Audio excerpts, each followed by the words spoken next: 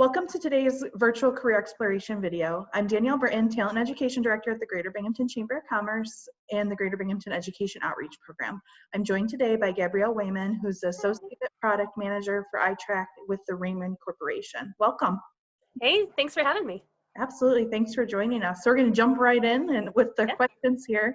So why don't you start by telling us a little bit about yourself and your career path?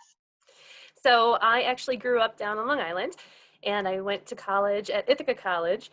While I was there, my mother got married and they bought a house up here in Binghamton.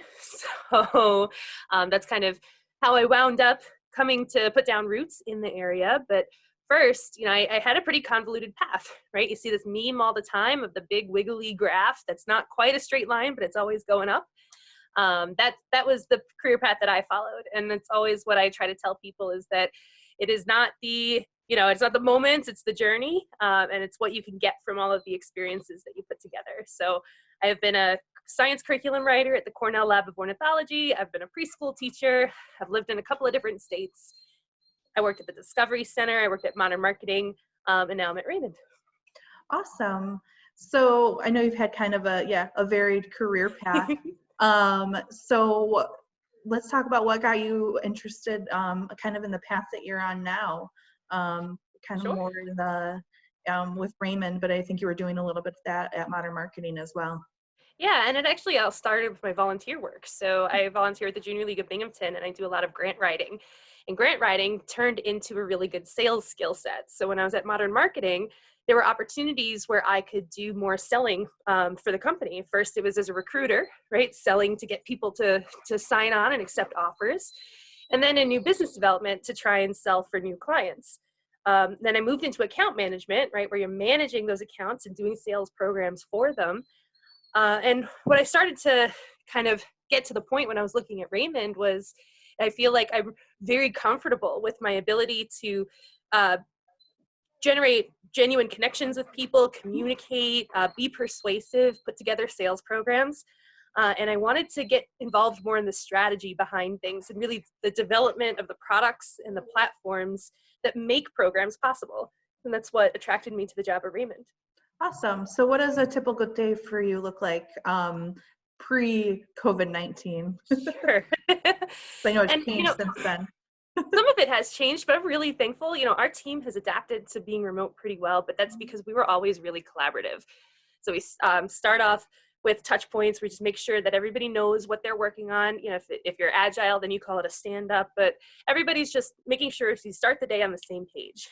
And my role has been focused a lot on determining where ITrack fits in the competitive marketplace and how we're going to prioritize the development work going forward so that we have a product that continues to be, top of the line, serves customers well, and is anticipating what's going to be happening in the market so that we can be ahead of the competition and really make gains by being innovative and serving customers.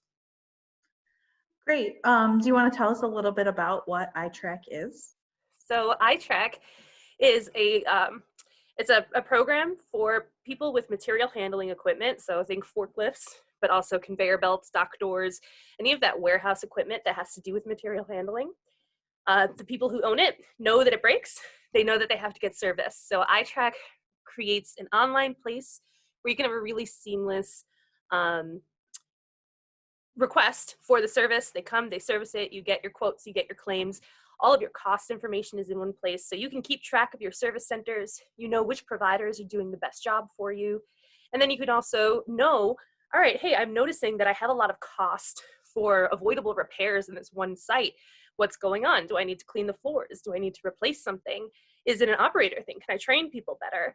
So we're really helping material handling companies take the data that already exists and put it in front of them in stories that they're going to be able to make decisions off of.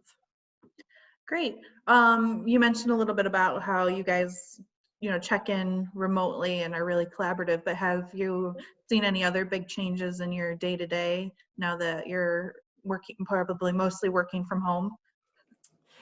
The thing that obviously I miss the most is being with people, right? Collaborative it's possible online, and I'm sure there are people who like it better online, but I miss the body language. I miss being able to talk with people face to face. And me, I'm very tactile. So when I'm planning and I'm strategizing and brainstorming, I want a whiteboard and I want to, my arms are going everywhere and I've got sticky notes everywhere. I don't have that at home, but we can recreate it as best as possible with the tools that we have. Awesome. What sort of courses or activities do you think high school students could get involved with while they're still in high school to learn a little bit more about kind of the sales and customer relation, or see if that might be something they're interested in? Sure. I would think that anything that is engaging their communication skills. Mm-hmm. For me, what I see is common in all of my experiences was interacting with people, right? You're getting to know somebody, you're learning the questions to ask to understand what their needs are. So mock trial, that's a pretty interesting opportunity to get to know how to structure questions, how to get at an answer. I don't know if they do Model UN up here, but kind of similar, right? The newspaper, practicing those interviewing skills. Sales, especially new business development, is all about building a connection and getting people to tell you something that they might not have already told, or they might not want to volunteer about their business, because the more that you know, the more compelling your sales argument is going to be. You can do all the research up front, but if you can't get your prospect to trust you enough to tell you about what their day-to-day process is and what their goals are, you might not be as successful as the salesperson who can. Awesome.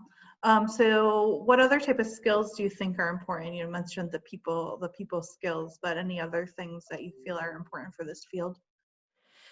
So when it comes to strategic planning, organization is absolutely key. And it's the thing that I probably have had to grow into the most over the last couple of years.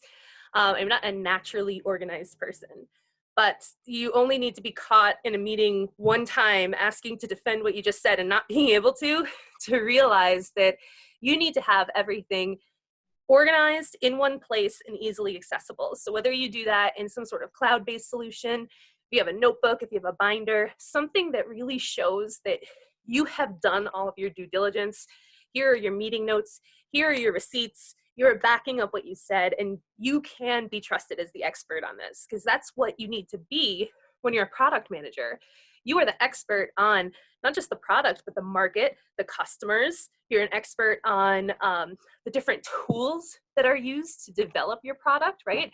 I don't code, but I understand what goes into coding, and I understand enough about the development cycle to be able to make reasonable requests of my development team. Mm-hmm. Put that stuff all in one place, be the expert. Awesome. I think you gave us some really great advice and insight, but do you have any other additional advice that maybe we didn't cover that you would want to share with someone interested in this field? Sure, and it's, you know what, I don't think that it's limited just to this field. Mm-hmm. The advice that I always give, I speak to a lot of New Vision students, right? Mm-hmm. My advice has always been to be curious when you're at the job, when you're volunteering, and ask for new things, or volunteer yourself to do something. At Modern Marketing, all of my opportunities came from me just kind of hearing that somebody needed something done and being like, well, I think I can do it, right? Like if it's a spreadsheet, if it's a PowerPoint, I can help you with that. I can do that. I'm raising my hand. Let me show you that I can do it. And sometimes I would stretch. I might not know exactly how to do it, but there's YouTube and there's Google and you can figure it out. But people remember the willingness to do the work, to participate. And when it comes to trying to pick somebody else to join a new team, those are the people they're remembering. Awesome. Well, thank you so much for sharing your career path and some advice with us today. If anybody has any additional questions, my contact information will be shared on the last slide, and we can get you in touch with Gabrielle for any follow-up you might have. So thanks again. You're welcome. I hope it's helpful. Thanks for having me. Yeah, absolutely.